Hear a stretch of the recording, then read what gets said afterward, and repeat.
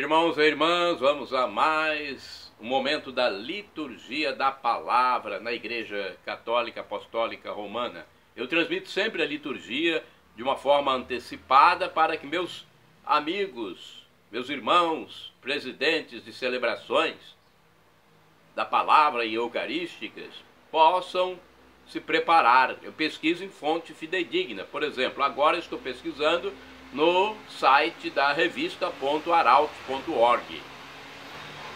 Neste vídeo eu vou transmitir a liturgia referente à segunda-feira, dia 6 de maio de 2024. Estamos no ano B, onde se enfatiza mais o Evangelho de São Marcos, o segundo evangelho que consta do Novo Testamento. Estamos na sexta semana da Páscoa, que vai até Pentecostes. A cor dos paramentos litúrgicos é branca, conforme eu estou simbolizando aqui. No rito temos a missa própria, o prefácio da Páscoa. E vamos então às leituras. Primeira leitura. Leitura dos Atos dos Apóstolos, capítulo 16, versículos do 11 ao 15. Embarcamos em Troade e navegamos diretamente para a ilha de Samotrácia. No dia seguinte ancoramos em Neápolis, de onde passamos para Filipos, que é uma das principais cidades da Macedônia e que tem direitos de colônia romana. Passamos alguns dias nessa cidade. No sábado saímos além da porta da cidade para um lugar junto ao rio, onde nos parecia haver oração. Sentados, começamos a falar com as mulheres que estavam ali reunidas. Uma delas chamava-se Lídia, era comerciante de púrpura da cidade de Tiatira. Lídia acreditava em Deus e escutava com atenção. O Senhor abriu seu coração para que aceitasse as palavras de Paulo. Após ter sido batizada, assim como toda a família, ela convidou-nos. Se vós me considerais uma fiel do Senhor, permanecei em minha casa. E forçou-nos a aceitar. Palavra do Senhor, graças a Deus. Vamos agora ao Salmo responsorial, Salmo 149, versículos do 1º, 2º, 3º, 4º, 5º, 6º A, 9º B, refrão, 4º A. O Senhor ama seu povo de verdade. Repetamos. O Senhor ama seu povo de verdade. Cantai ao Senhor Deus um canto novo e o seu louvor na assembleia dos fiéis. Alegre-se Israel em quem o fez. E Sião se rejubile no seu rei. O Senhor ama seu povo de verdade. Com danças glorifiquem o seu nome. Toquem harpa e tambor em sua honra. Porque de fato o Senhor ama seu povo e coroa com vitória os seus humildes. O Senhor ama seu povo de verdade. Exultem os fiéis por sua glória e cantando se levantem de seus leitos, com louvores do Senhor em sua boca. Eis a alegria para todos os seus santos. O Senhor ama seu povo de verdade. Repetamos, o Senhor ama seu povo de verdade. Agora vamos aclamar e depois proclamar o Santo Evangelho. Hoje o Evangelho é escrito pelo apóstolo São João, aquele que viveu mais tempo entre nós. Morreu com cerca de 100 anos. Ele escreveu o Evangelho, que é o quarto do Novo Testamento. O Evangelho mais espiritualizado. Hoje ouviremos o capítulo 15, versículo 26, e o capítulo 16, versículo 4. Aleluia, aleluia, aleluia, aleluia. Quando vier o defensor, o Espírito da verdade que procede do Pai, ele dará testemunho de mim. Ele dará testemunho de mim. Aleluia, aleluia, aleluia, aleluia. O Senhor esteja convosco. Ele está no meio de nós. Proclamação do Evangelho de Jesus Cristo segundo São João. Glória a vós, Senhor. Pelo sinal da Santa Cruz, livra-nos Deus nosso Senhor dos nossos inimigos. Naquele tempo disse Jesus aos seus discípulos: quando vier o defensor, que eu vos mandarei da parte do Pai, o Espírito da verdade, que procede do Pai, ele dará testemunho de mim. E vós também dareis testemunho, porque estáis comigo desde o começo. Eu vos disse estas coisas para que a vossa fé não seja abalada. Expulsar-vos-ão das sinagogas, e virá a hora em que aquele que vos matar julgará estar prestando culto a Deus. Agirão assim porque não conheceram o Pai nem a mim. Eu vos digo isso para que vos lembreis de que eu o disse quando chegar a hora. Palavra da salvação. Glória a vós, Senhor. Pelo sinal da Santa Cruz, livra-nos Deus nosso Senhor dos nossos inimigos. Vamos agora à reflexão dessa palavra. Depois vamos saber dos santos do dia. Jesus revelou aos apóstolos tudo o que tinha recebido de seu Pai, segundo o livro Palavra e Vida. Mas eles ainda não estavam preparados para receber certas verdades. Haja vista que, após a ressurreição, alguns hesitavam em crer nele, e outros lhe perguntavam: seria restaurar Israel naquela hora? Quem os amadureceria para entenderem, por exemplo, que os pagãos poderiam ser batizados também? Foi o Espírito Santo. No batismo recebemos o mesmo Espírito Santo. Ele nos fala continuamente, mostrando-nos o melhor caminho. Basta nos acolher suas inspirações pela meditação da palavra. E tem inclusive uma oração de invocação do Espírito Santo. Vinde, Espírito Santo, enchei os corações dos vossos fiéis e acendei neles o fogo do vosso amor. Enviai o vosso Espírito e tudo será criado, e renovareis a face da terra. Oremos. Ó Deus, que instruístes os corações dos vossos fiéis com a luz do Espírito Santo, fazei que apreciemos retamente todas as coisas segundo o mesmo Espírito e gozemos sempre da sua consolação. Por Cristo, Senhor nosso. Amém. Mais uma reflexão deste Evangelho que fala do Espírito Santo. Jesus continua preparando seus discípulos para quando ficarem sem sua presença física. Vai enviar-lhes o Espírito da verdade, que procede do Pai. O Espírito vai testemunhar a favor de Jesus e defender os discípulos na hora da prova e quando estiverem diante dos tribunais por causa do seu nome. Na força do Espírito Santo, os discípulos de Jesus darão esse testemunho corajoso. Dar testemunho não é só falar bem do Mestre, mas também sofrer tribulações pelo fato de ser seguido por ele, de ser seguidor dele. O fato de você ser seguidor de Jesus também leva a algumas tribulações, alguns sofrimentos. Jesus não sofreu por nós? Os apóstolos não sofreram? Os santos não sofreram? As perseguições chegam a tal absurdo que alguém, ao matar os discípulos de Jesus, pensa estar prestando culto a Deus. Os discípulos irão experimentar na própria pele o horror do fanatismo religioso de seus perseguidores. E hoje, quanta gente coloca ação na justiça contra a igreja, pensando que está seguindo Deus. Ação na justiça porque a Bíblia é proclamada. Quantas perseguições acontecem? Isso eu falo no Brasil, imagine no mundo, onde há mortos por serem cristãos, há mártires. Infelizmente isso acontece. São pessoas que vão pagar caro no juízo final, porque Deus é misericordioso, mas é justo. Ele pratica a justiça plena, a justiça dele, não essa justiça mundana, essa justiça da terra, que muda ao sabor dos ventos. Vamos aos santos do dia, porque os santos são exemplos para nós. Santo do dia 6 de maio, São Lúcio de Cirene.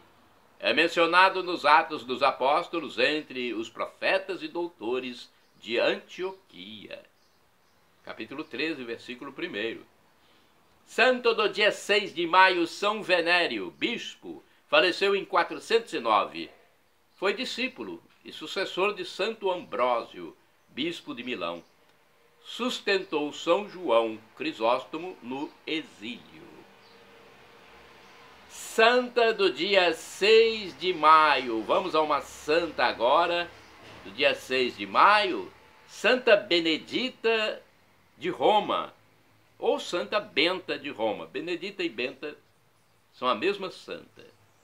Tem gente que fala Benedito ou Bento. Ela foi virgem do século VI, quando faleceu. Benedita ou Benta foi monja romana, de quem São Gregório Magno conta que, tal como pedir a Deus com insistência, faleceu um mês após a morte de sua amiga predileta, Santa Gala.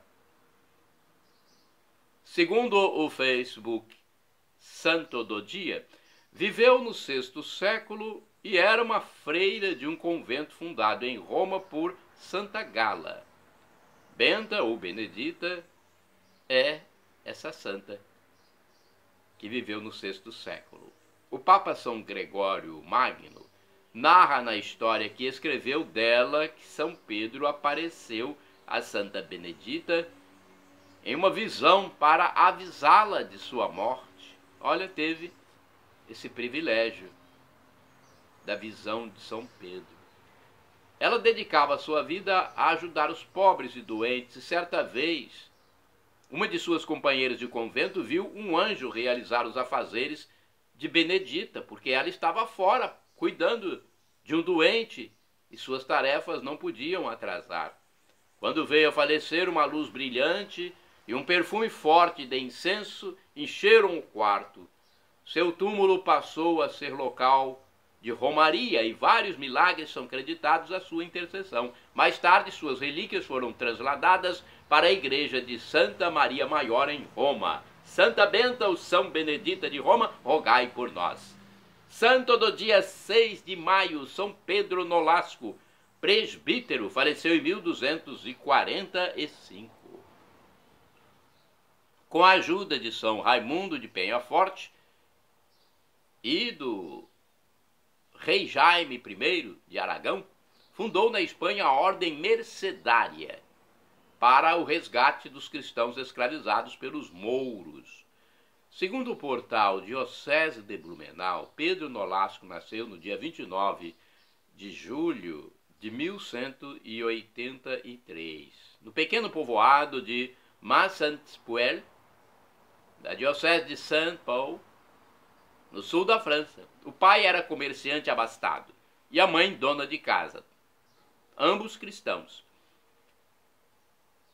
O santo foi para os países ao redor do mar Mediterrâneo numa época de guerras religiosas em que se digladiavam a cruz de Cristo e a meia-lua de Maomé.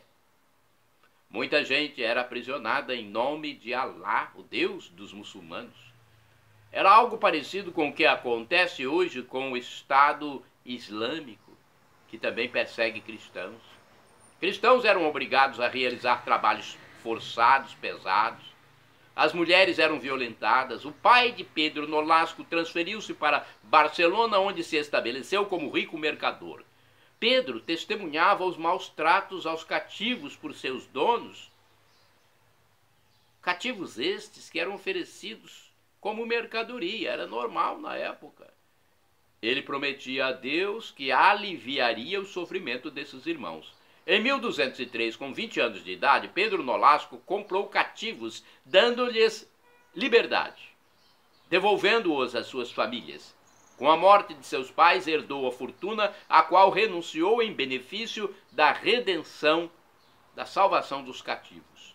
Nolasco e outros rapazes e moças gastavam suas horas entre doentes no hospital de Santa Eulália. Além da invasão árabe entre os espanhóis, mais uma desgraça se abatia sobre o povo, uma peste que dizimava as cidades. Numa noite, Nolasco pôs-se a rezar e pedir à Mãe do Céu, de quem era devoto, que o auxiliasse. Maria lhe apareceu com as palavras: é vontade de meu filho e vontade minha que fundes uma ordem religiosa para remir os cativos.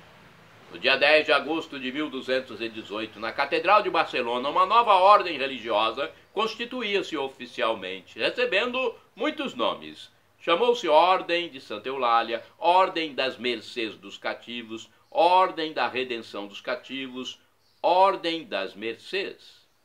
Desde 1272 o nome é Ordem da Virgem Maria das Mercês da Redenção dos Cativos. Logo surgiu o ramo feminino, fundado por Santa Maria de Cerveró.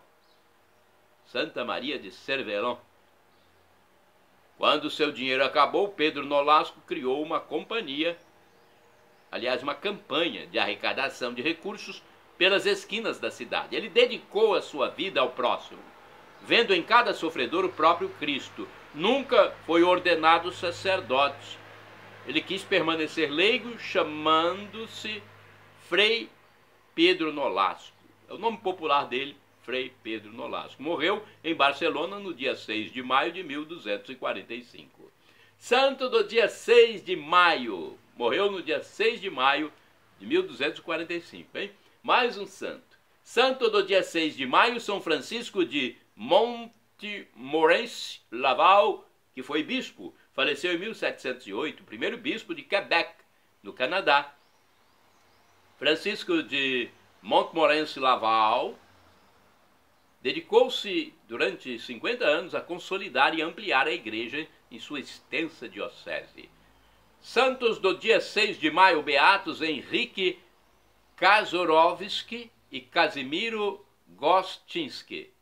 Presbíteros, ou seja, padres, sacerdotes e mártires, faleceram em 1942. Por exercerem com dedicação e fervor os trabalhos apostólicos na Polônia, foram nomeados prelados domésticos do Papa, mortos na câmara de gás no campo de concentração de Dachau, na Alemanha. Olha só, mártires cristãos. Santo do dia 6 de maio, beato Bartolomeu Pucci Franceschi. Foi presbítero, ou seja, padre, sacerdote, morreu em 1303. Aliás, 1330. 1330. Sentindo-se chamado à vida religiosa, obteve o consentimento da esposa e dos filhos para ingressar no convento franciscano de Montepulciano, na Itália. Santa do dia 6 de maio, santa deste dia, é a beata Maria Catarina Troiani. Beata quando falta só mais um ato da igreja através do Papa para se tornar santo. Beata Maria Catarina Troiani foi virgem, faleceu em 1887. Foi religiosa franciscana, nascida na Itália, e fundou no Cairo, Egito, as Irmãs Franciscanas Missionárias. Santa do dia 6 de maio, beata Ana Rosa Gatorno, religiosa, faleceu em 1900. Após ficar viúva, fundou em Piacenza, na Itália, a Congregação das Filhas de Santana, Mãe de Maria Imaculada. Shalom Adonai é uma expressão hebraica que significa a paz de Deus. El Shaddai, também do hebraico, significa Deus onipotente, Deus todo-poderoso. Ele proverá aquilo que você deseja, se for para o seu bem. O professor e escritor de mais de 100 livros da Igreja Católica, Felipe Rinaldo Queiroz de Aquino, diz que Deus pode nos dar uma dessas 3 respostas quando pedimos algo. Sim, não ou espere. A que for melhor, Ele nos dará, porque é o nosso Pai e é o Divino Pai Eterno. E agora do aramaico eu clamo, Maranatá. como dizemos nós católicos, ou Maranata, como dizem nossos irmãos separados. Não importa a pronúncia, o significado é o mesmo. Vinde, Senhor Jesus. Um dia ele voltará e será o juízo final. Quem crer em Jesus como Deus, esse Deus do amor infinito que morreu na cruz por nós, quem for batizado e se arrepender dos seus pecados, viverá para sempre após essa passagem transitória pela terra. Já pensou viver para sempre com o corpo glorificado, como de Jesus ressuscitado, como um anjo, por exemplo? Creia então. Arrependa-se dos seus pecados. Seja batizado. Perdão, Senhor, pelos meus pecados, passados, presentes, futuros, físicos e espirituais. Pecados do pensamento, palavras, atos, omissões, e me dê a vida eterna. Meu Jesus, eu quero a vida eterna por todos os séculos dos séculos convosco. Meu Jesus, acesse @Paulo Roberto Maciel, Maciel 7919. Vai ao YouTube, mais de 9.800 vídeos.